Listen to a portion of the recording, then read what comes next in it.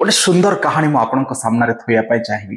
गोटे पुओ आ गोटे झील सांग होइकी खेलुथिले। जनक हाथ में किसी सुंदर सुंदर मार्बल खंड थिला आउ जनक पाखरे किसी मिठा थिला।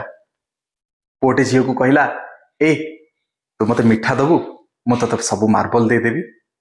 एटू झीलटे से पुओर कथारे राजी ही गला।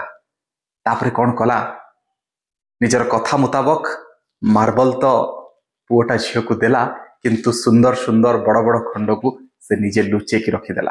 आउ जो गुड़िक भल नथिला से मार्बल गुड़िक से झीलटी को देदेला। आउ झील भी ता कथा रखिला। जेतिकी मिठा ता पाखरे थिला सबू मिठा गुड़िक से पुओ को देदेला।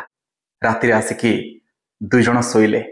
झीलटी तो शांति रे शोई पड़ला, कहीं ना से सबुजाक मिठा से पुओटी को दे देथिला, किंतु पुओटी शोई पारलानी। एई कथा मन मन भाविकी छटपट होउथला। अरे मु जेमती भल भल मार्बल गुड़िक लुचेई रखी से झीलटा किसी मिठा लुचेई रखिनी तो। तेणु मोराल ऑफ द स्टोरी एथुर शिक्षा एया मिलुछि जे जे निज संपर्क रे ठकु थाए, निजे बंधुतारे ठकु थाए, जे निज कर्मचारी भाव रे एम्प्लॉयर को ठकु थाए बा गोटे एम्प्लॉयर गोटे एम्प्लॉय को ठकु थाए, से सब बेले भावंती जे कर्मचारीटा मते ठकी दउनी तो, मालिक मते ठकी दउनी तो, मो सांग मते ठकी दउनी तो।